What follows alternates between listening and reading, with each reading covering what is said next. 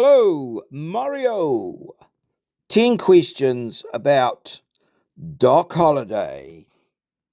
Good evening and welcome to Mario's 10 questions about Doc Holliday. Tombstone Twilight. The man, the legend, Doc Holliday. Doc Holliday was a trained dentist who graduated from the Pennsylvania College of Dental Surgery in 1872. Okay, he graduated. Moz has written in, Moz42 from far north Queensland, has made contact with me to let me know that he won't be online tonight. He's got a date with some friends and some wine. So, yes, he won't be here tonight. So it's just me at this stage looking at 10 questions about Doc Holliday. He was a trained dentist. He's been a sort of someone that I've had immense interest in for a considerable period of time. And so I do know that he was a trained dentist. And so I'm going to say that that's definitely true. Yes. I've watched every movie that he was in. Yes. Johnny Depp played him. Val Kilmer, I think. There's been a number of people that have played Doc Holliday, the fast-talking gang gunslinger. What's happened, Grok? Retry Grok. Come on. All right. We're drilling into the all right, here we go. We've done question 1. And your answer is true. Yeah, it is true. Doc Holliday earned his dental degree from the Pennsylvania College of Dental Surgery in 1872, marking the start of his professional career before turning to the Wild West. 1 from 1 as we move on to the next exciting question about Doc Holliday. Yes, that's right. So, we're trekking through the show. Right. He was diagnosed with tuberculosis, TB, at the age of 21 and moved west to Arizona for his health. Right, tuberculosis. TB, right. Oh, was that not curable? Well, we'll answer that and then we'll have a look. I believe this to be true as well. T for true. It seems to me that would have been. He was diagnosed with, and yes, that is true. It's correct. Diagnosed with tuberculosis at the age 21 and relocated to the drier climate of the West, including Arizona, hoping to improve his health. Take your sinuses to Arizona, the ad said, I can remember from my childhood days. So let's just see. Let's go to ChatGPT. Yes. Now, in what date was that? In 1872, was TB curable? Is it curable today? I think antibiotics, possibly. Antibiotics would be on the agenda there these days, pretty sure. The old ABs, the antibiotics. Yeah. High mortality rate, it seems. I'm pretty sure my mum, who was born in 1920, I think she had TB. So 1920, yeah, she was right. Oh, it looks like we're getting some information here. I know she had TB and was sent to like a sanitarium, or like a health. She was sent somewhere for her health anyway. But she lived to be 90 or more. So right. So no, there was no reliable cure. People were sent to sanatoria for rest, fresh air, and nutrition. Effective drug therapy didn't exist yet, and even the TB germ wasn't identified until 1872. Today, yes, TB is generally curable with antibiotics. Standard care cures drug susceptible TB with 4 to 6 month regimens, e.g. the long used 6-month RIPE approach and a CDC endorsed 4-month rifapentine and moxifloxacin option. Drug-resistant TB can also be cured using newer all-oral regimens, e.g. Hugh recommended 6-month BPAL for eligible cases. Modern cures become possible after the first effective TB antibiotic, streptomycin, was discovered in 1943. Right, so Mum in 1943 would have been in her 20s. Interesting. Good morning, David from Desmond's Dundas. Moz is not with us today, so yes, I've just been looking at Doc Holliday and yeah, TB is the thing. So I'm back on the questions now. So far, I've got 2 from 2. I hope you're all good. So yeah, we're off to a good start. And the next question about Doc Holliday.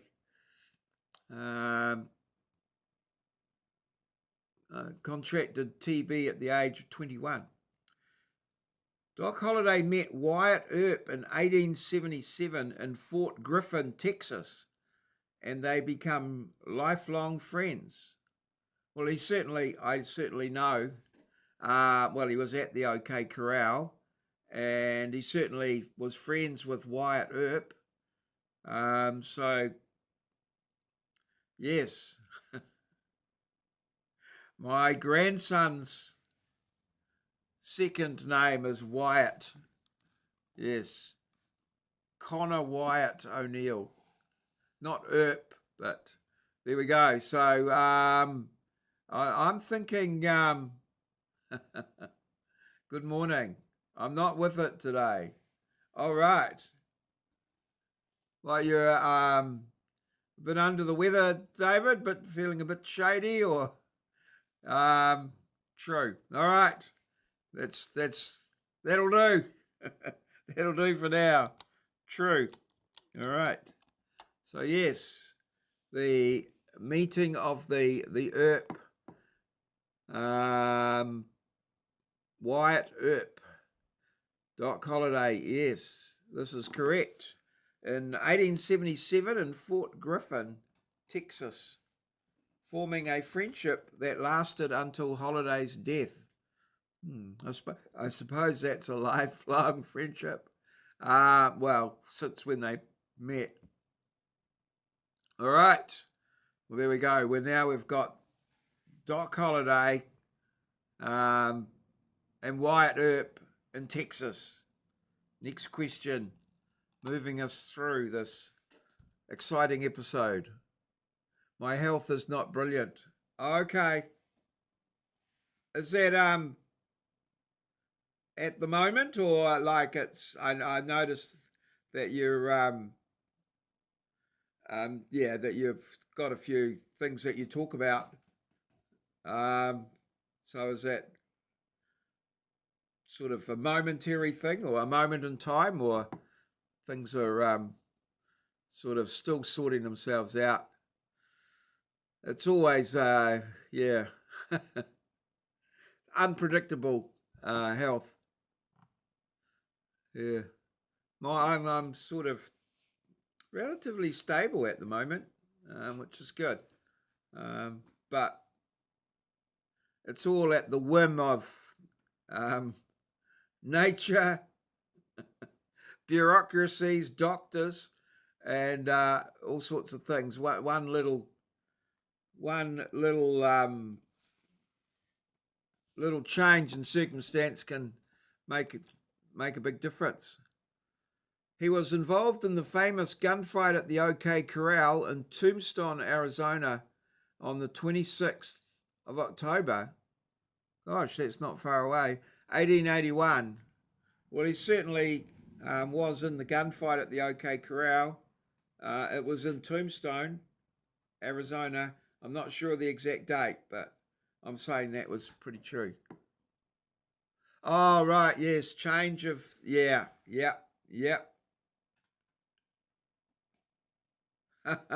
What?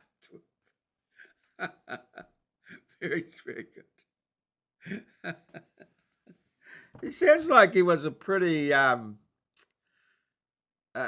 certainly had character. I don't know. Yeah, he certainly seemed to lead a fairly tumultuous life, I guess. But yes. All right. Yeah, no, that's the one thing. I've been on quite steady meds now for quite a while. And it's everything's stable, but one change of doctor or opinion or something like that, and you never know what's going to happen. T for true, but fingers crossed. We're all good. They wouldn't lie about the OK Corral.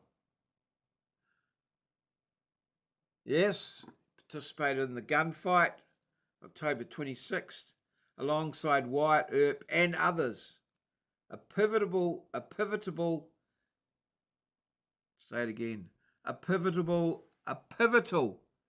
event in Wild West history. 4 from 4 as we go to next question 5. Coming right up. Question 5.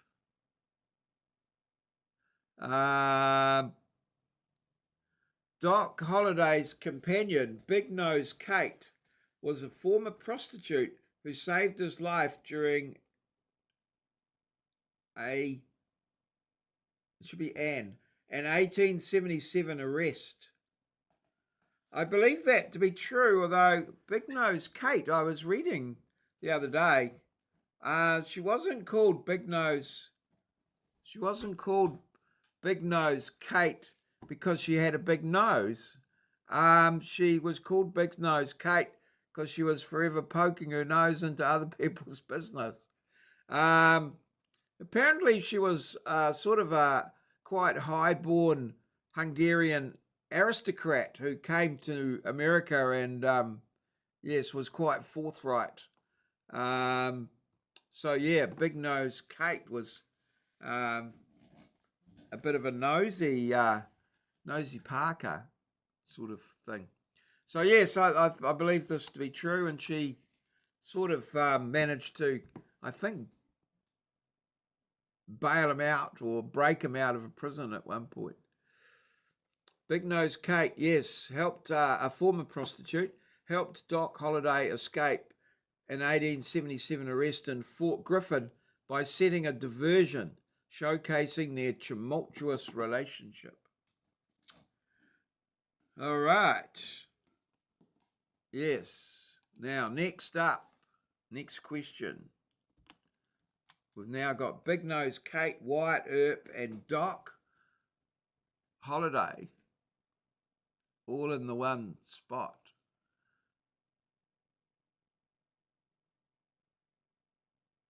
Now, this is quite a contradictory question. He killed a man named Johnny Ringo in 1882, though it was later determined to be suicide. I'm not quite sure how that works. Did he run towards the bullet or? Anyway, I'm going to say that's false, because if it was suicide, he didn't kill Johnny Ringo. So yes, I think there's a little bit of falsehood here. I think we're being fed a story. So yeah, I'm wondering exactly. Well, we'll see what you think about that. Or have you answered that one? Oh, it's not showing the times. It used to show the times, didn't it?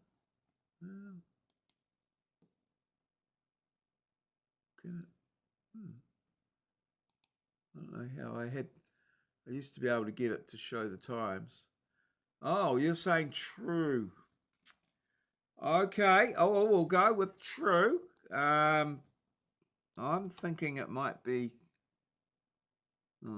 Yeah, it's a bit of a phrasing one. I thought it might be. There's got to be a false one somewhere, but we've had 5 in a row true. So. Incorrect.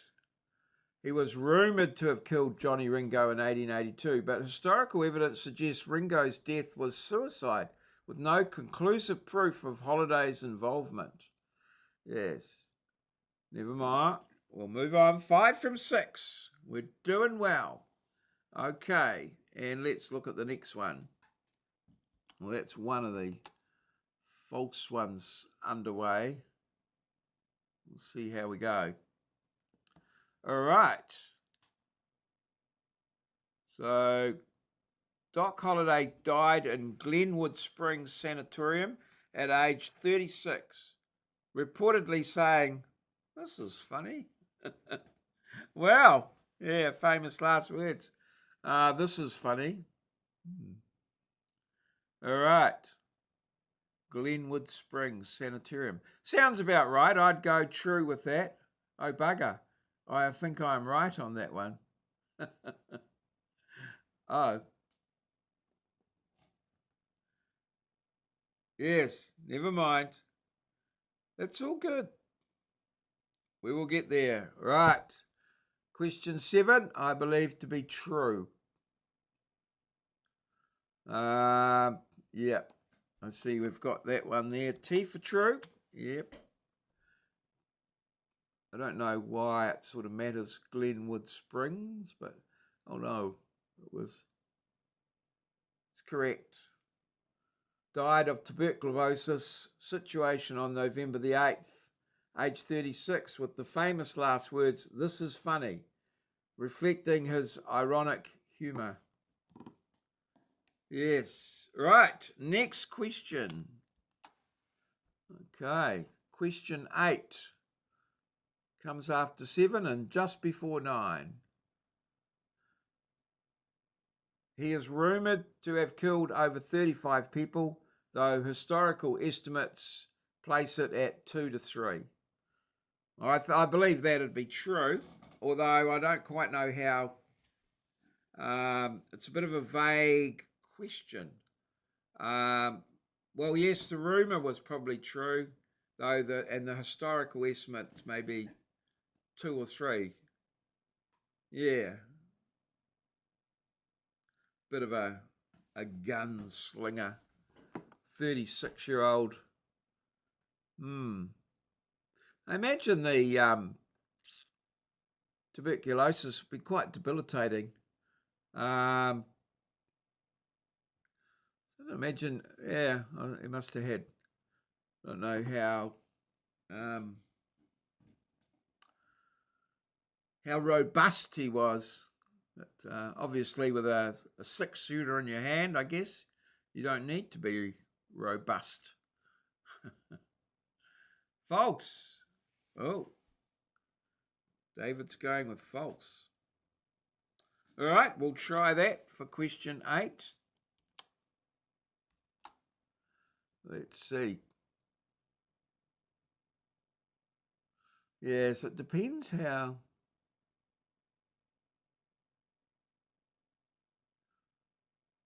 Incorrect. He was rumoured to have killed 35 people, a figure inflated by legend, but historical evidence suggests a count of 2 to 3. Yep, so confirmed. Yeah, confirmed. Doc Holliday killed my uncle. All right, question 9. Next.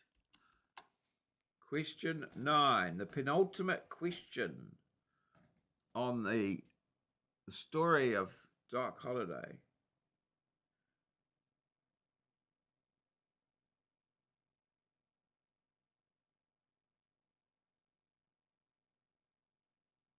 That's random. This is false. I don't know where this comes from. 1851.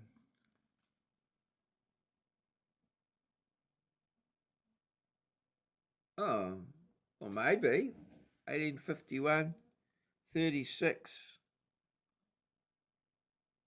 That'd make him 87. Didn't he just die?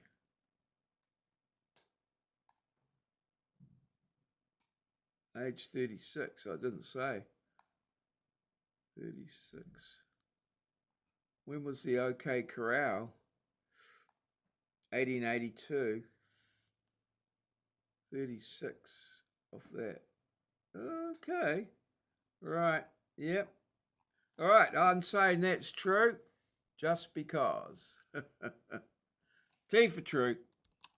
Just seemed a bit random that they had that at the last one, but I guess they might have ran out of questions or. Correct. Born on 14th of August, 1851 in Griffin, Georgia, marking the start of his legendary journey. 7 from 9 with 1 to go. Next question. Rightio.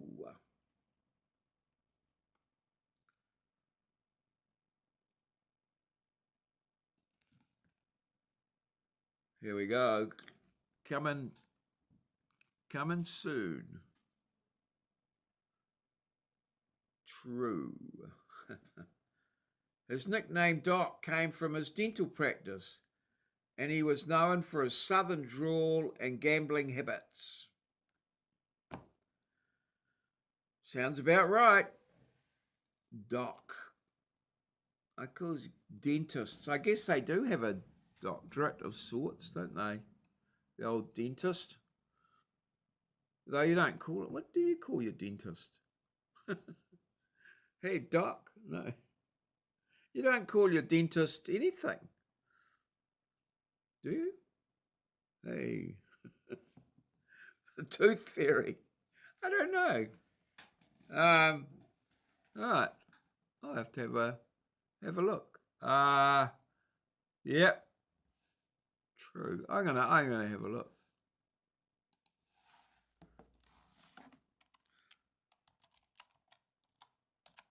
Doctors are called doctor. What is a dentist called? I'm interested in this. I've never sort of thought of it. I call my dentist all sorts of things. I'm sure you do. I'm sure you can. All right. A dentist is usually addressed as doctor, same as a medical doctor. Their degree titles vary by country. DDS, DMD. In the US, Canada, BDS, Bachelor of Dental Surgery, Bachelor of BCHD. In UK, New Zealand, and Australia. What's the CH?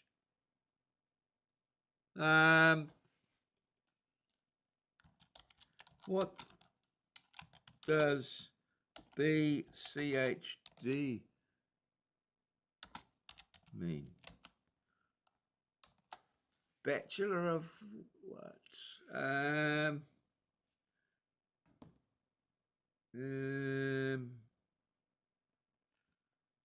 I never spell anything right for this.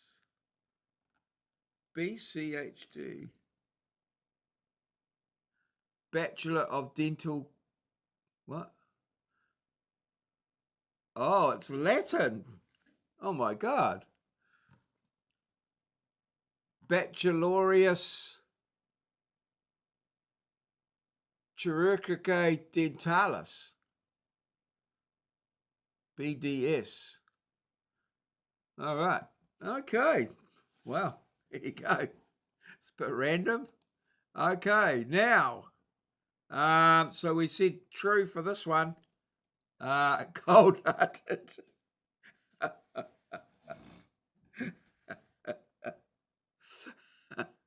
Oh dear. Dear me, obviously. I hope your dentist is not watching, David. All right.